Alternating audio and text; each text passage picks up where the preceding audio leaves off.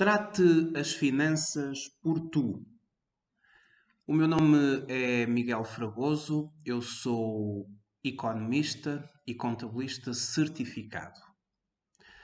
Sou o diretor-geral da Certform, Escola de Formação Prática, e sou formador nas áreas de contabilidade, fiscalidade e de finanças empresariais. Nestes vídeos, Trate as finanças por tu, vamos fazer algumas apresentações de como pode resolver alguns dos seus problemas declarativos ao nível das finanças. Hoje, por exemplo, vamos falar da declaração periódica do IVA. E como é que, por exemplo, um trabalhador independente deve fazer para entregar a declaração periódica do IVA. Então vamos começar. Para entregar uma declaração periódica do IVA, deve começar por entrar no portal das finanças. Os trabalhadores independentes, eles são sujeitos passivos de IRS e de IVA. Um trabalhador independente é sujeito passivo de IVA quando, no ano anterior, ultrapassa o montante de faturação de 10 mil euros. Esse valor de 10 mil euros passou para 11 mil euros relativamente ao ano de 2020 e passará para 12.500 euros no ano de 2021, conforme o novo Orçamento Geral do Estado para o ano de 2020. Um sujeito passivo de IVA, trabalhador independente, quer entregar a sua declaração de IVA. Coloca o seu número de contribuinte e a sua senha de acesso. E a partir daí acede à sua área com o portal das finanças. O que é que ele vai fazer para entregar a declaração do IVA? Tem duas possibilidades. Ou clica em todos os serviços do lado esquerdo e vai aqui andar à procura da declaração periódica do IVA. São muitas declarações que estão aqui. Esta não é a forma mais eficaz, é possível, mas não é a forma mais rápida. A forma mais rápida é através do motor aqui de pesquisa do próprio site da Autoridade Tributária.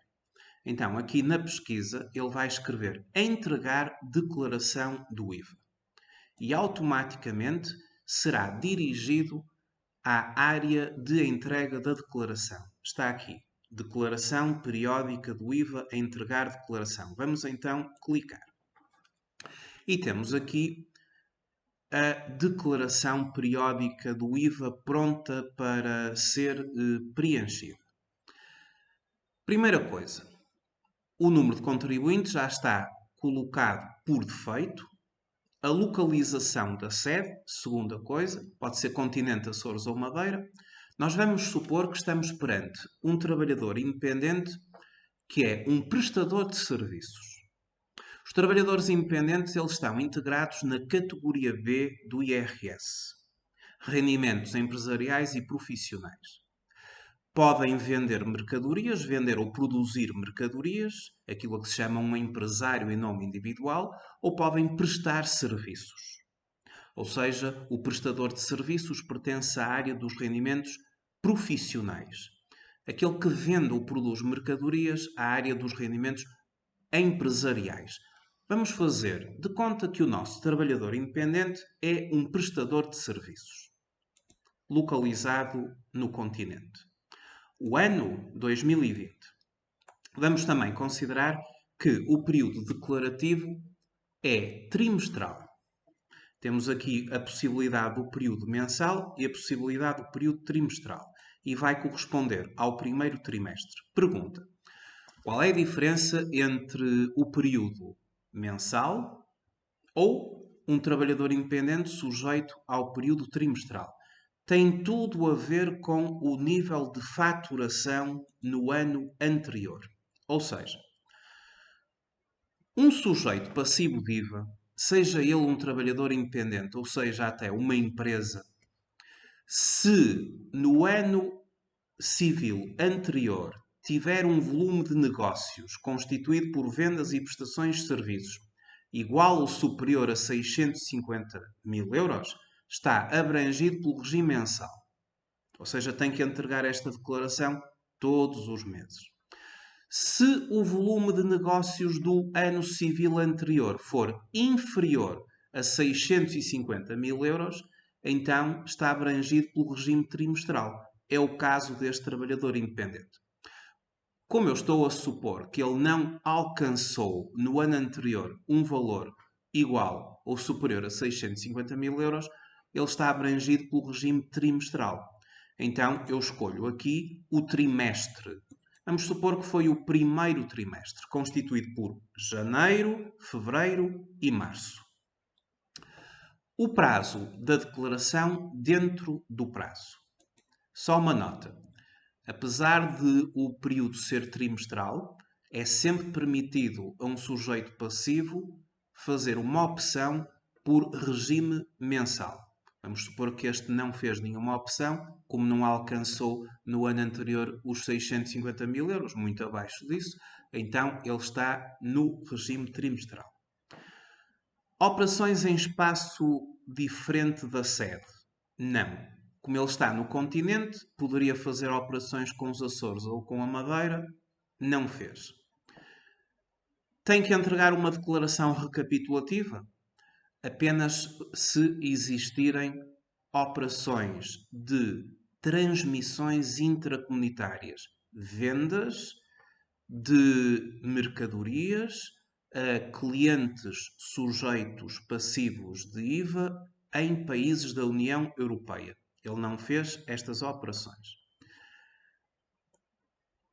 Inexistência de operações para aqueles trabalhadores independentes que durante aquele período trimestral não realizaram absolutamente nada. Este fez operações, por isso não coloca aqui nada.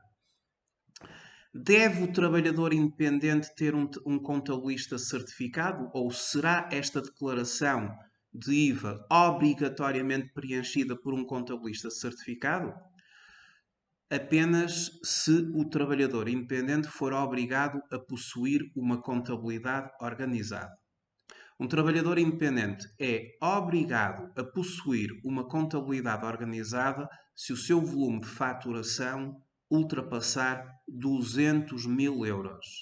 Se o volume de faturação do ano anterior não ultrapassar os 200 mil euros, o trabalhador independente está enquadrado no regime simplificado, logo, ele próprio pode preencher esta declaração de IVA.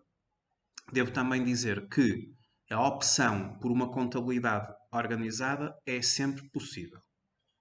Quando se ultrapassa 200 mil euros, é obrigatório possuir contabilidade organizada e as declarações têm que ser preenchidas pelos contabilistas certificados para os sujeitos com contabilidade organizada, que é o que acontece, por exemplo, para as empresas. Os trabalhadores independentes, se não alcançarem 200 mil euros e se não optarem por uma contabilidade organizada, eles próprios podem preencher a declaração. Este vídeo é precisamente destinado aos trabalhadores independentes que têm que eles próprios preencher a sua declaração. Portanto, aqui não vai colocar absolutamente nada. Agora, vamos ao quadro 6A, ou ao quadro 6, peço desculpa, ao quadro 6, que tem a ver com o apuramento. Aqui são colocadas algumas questões. Primeira questão. Tem operações em que liquidou e ou autoliquidou imposto? Liquidar imposto tem a ver com as vendas. Se prestou serviços, claro que liquidou IVA. Então, coloca sim. O IVA liquidado é o IVA das vendas de mercadorias ou das prestações de serviços, ou seja, das operações ditas como operações ativas. Tem operações em que não liquidou imposto? Vamos colocar não. Tem imposto dedutível e ou regularizações? Então é assim.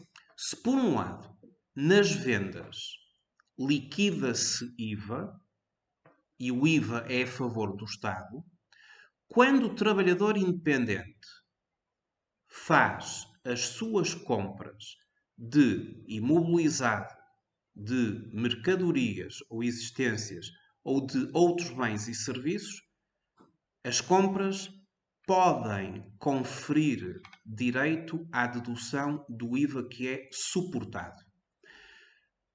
Então, eu aqui vou colocar sim, porque a simulação que vou fazer, vou pressupor que este trabalhador independente, durante o trimestre, realizou algumas aquisições que lhe conferem direito a deduzir o IVA.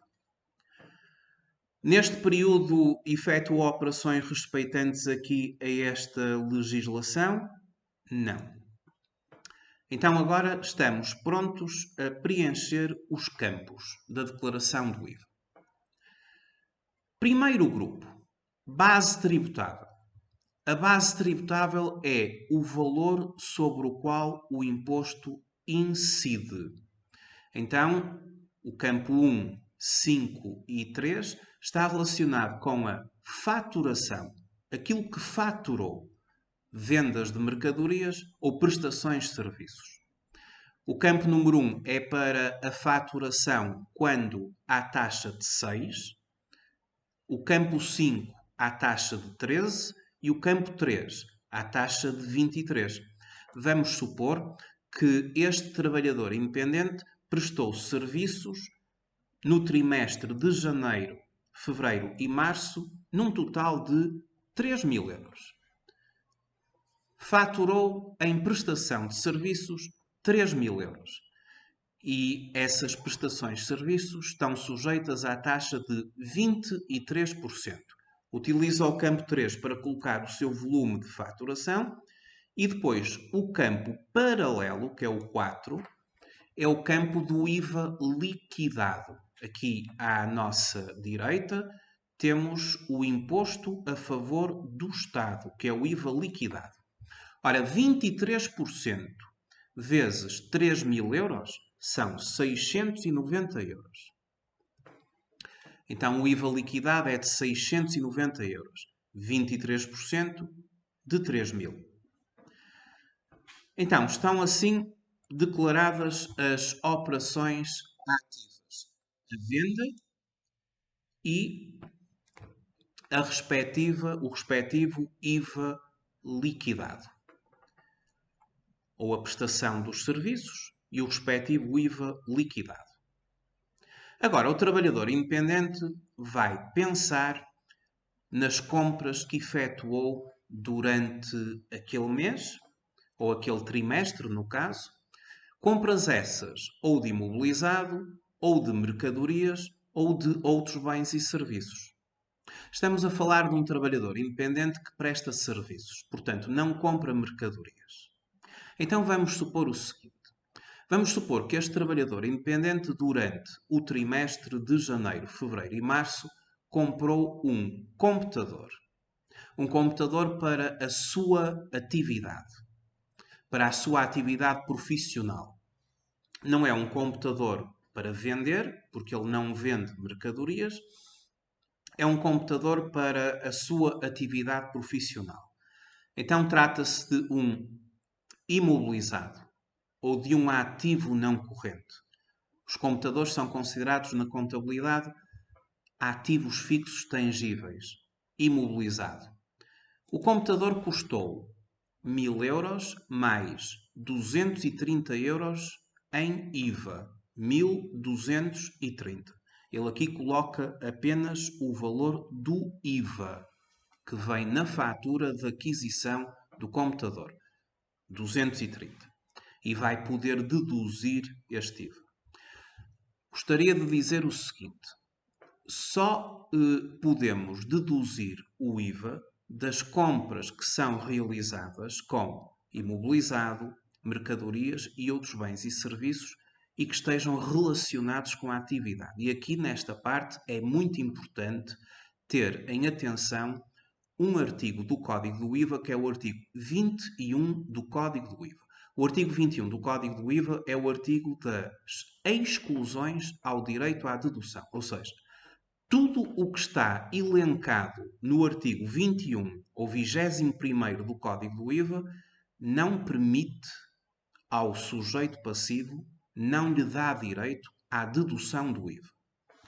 Nesse artigo não estão os computadores. E, portanto, como não está, é permitido deduzir. Se o trabalhador independente vendesse mercadorias, teria que as ter comprado e teria suportado um IVA que lhe conferia direito à dedução.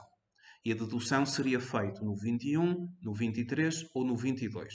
No 21 a 6%, no 23 o IVA a 13%, no 22 o IVA a 23%. Ele não fez compras de mercadorias, portanto não vai utilizar estes campos.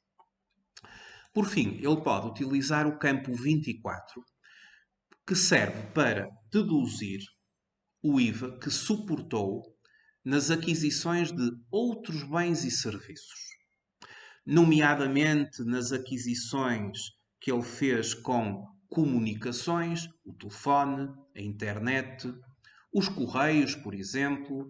Nas comunicações, ele deduz o IVA no campo 24. E o campo 24 dá para deduzir o IVA a qualquer taxa, seja a 6, seja a 13, seja a 23. Ele pode aqui deduzir também o IVA, por exemplo, das aquisições de gasóleo para a sua viatura ligeira de passageiros que ele tem afeta à sua atividade, mas o IVA do gasóleo só é permitido deduzir em 50%. Se for uma viatura ligeira de passageiros. 50%. Isso está tudo no artigo 21 do Código do IVA, que é um artigo que se deve ter em consideração para, em consciência, só podermos deduzir aquilo que é mesmo permitido. Então, vamos supor que em telefones, internet, comunicações, gasóleo, material de escritório, entre outros bens afetos à sua atividade, ele pegou nas faturas todas e somou todos os valores do IVA que suportou. E isso deu, por exemplo, vamos imaginar, 130 euros das aquisições, das compras que fez. 130 euros em IVA suportado. E tudo de outros bens e serviços que não estão excluídos do direito à dedução pelo artigo 21, ou seja, é permitido deduzir o IVA. Fará então agora os respectivos somatórios. Os somatórios estão feitos já aqui nos campos 91. O campo 91 é o total do imposto a favor do sujeito passivo, 360 euros. E tem a ver aqui com a dedução do IVA do computador e de outros bens e serviços, como referi, o gasóleo, o material de escritório, as comunicações, a internet, etc. E no campo 92, o IVA a favor do Estado, o imposto que ele cobrou aos clientes, o chamado IVA liquidado, que estava aqui em cima. Sendo assim, o resultado desta declaração é 360 a favor do sujeito passivo e 690 a favor do Estado. Fica o Estado a ganhar pela diferença que dá 330. E 330 será o valor do IVA a entregar ao Estado. Quando é que este IVA tem que ser entregue ao Estado? O IVA terá que ser entregue ao Estado 5 dias após a data limite para a entrega da declaração do IVA. Os sujeitos passivos que estejam no regime mensal do IVA, ou seja, aqueles que ultrapassam os 650 mil euros de volume de negócios anuais, terão que entregar a declaração até ao dia 10 do segundo mês seguinte àquele que respeitam as operações. Os sujeitos passivos do regime trimestral, como é o caso deste trabalhador independente, aqueles que têm um volume de negócios abaixo de 650 mil euros no ano civil anterior, entregam a declaração do IVA até ao dia 15 do segundo mês seguinte. Por exemplo, esta declaração pertence a janeiro, fevereiro e março. Tem que ser entregue até ao dia 15 de maio. E como esta declaração gerou IVA a favor do Estado, IVA a pagar, o pagamento terá que ser feito até ao dia 20 do segundo mês seguinte ao trimestre a que respeitam as operações. Ou seja, este valor a pagar terá que ser feito até ao dia 20 de maio. Se fosse uma declaração mensal, seria até ao dia 15 do segundo mês seguinte. Então, até ao dia 20 de maio, haverá 330 euros a pagar ao Estado. 330 euros a entregar ao Estado, no campo 93.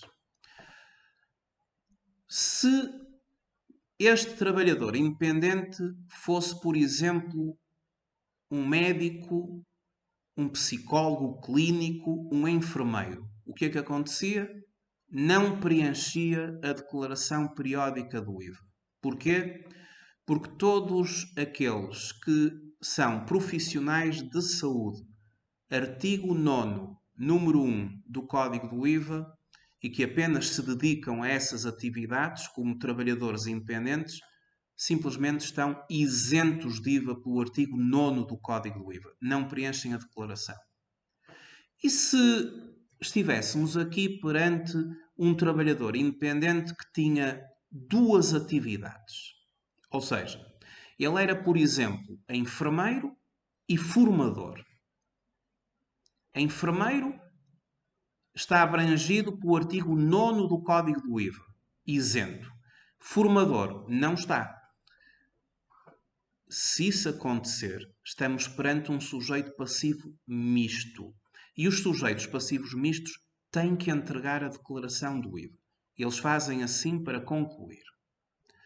Um sujeito passivo misto é um sujeito passivo que simultaneamente desenvolve um conjunto de operações sujeitas e outro conjunto de operações isentas de IVA.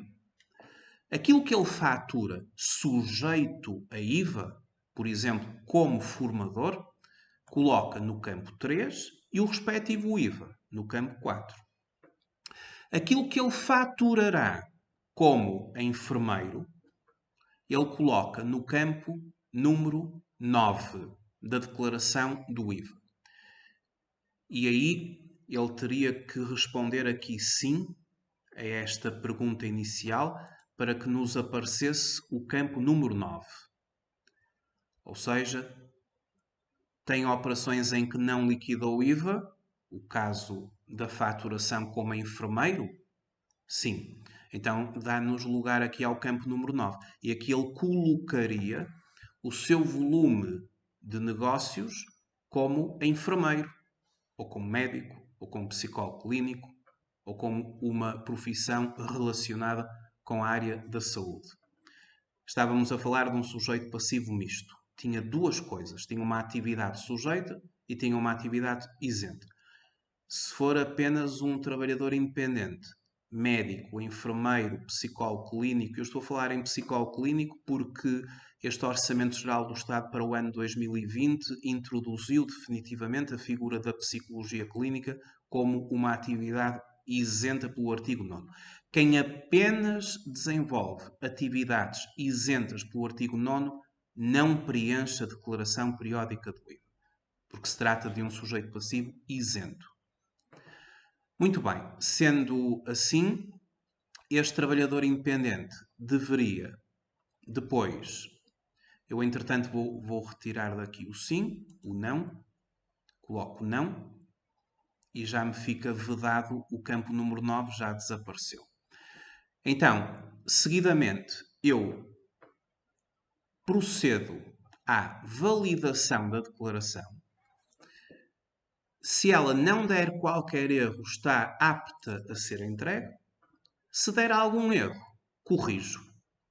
E depois volto a validar, apresenta-me a mensagem declaração sem erros e estou pronto para entregar a declaração. E assim ficou exemplificado o preenchimento de uma declaração periódica de IVA de um trabalhador independente que pertence à chamada categoria B. Espero que tenham gostado desta apresentação. Se tiverem amigos ou pessoas conhecidas que sejam trabalhadores independentes e que tenham que preencher esta declaração, divulguem este vídeo, que lhes servirá para poderem fazer corretamente esta obrigação declarativa do IVA. A Certform desenvolve um conjunto alargado de cursos na área da contabilidade e da fiscalidade. Nesses cursos nós desenvolvemos amplamente matérias fiscais e matérias contabilísticas, sempre num contexto muito prático para dar aos nossos formandos ferramentas para que eles possam enfrentar e adaptar-se à realidade do mercado de trabalho. A Certform também desenvolve formação no sistema e-learning, onde temos também um conjunto de cursos na área da contabilidade, na área fiscal, onde também ferramentas práticas são dadas ao conhecimento dos nossos formandos para que eles possam entrar para as empresas preparados para a realidade do mercado de trabalho. Resta-me agradecer o facto de terem visualizado este vídeo e até uma próxima vez. Muito obrigado a todos.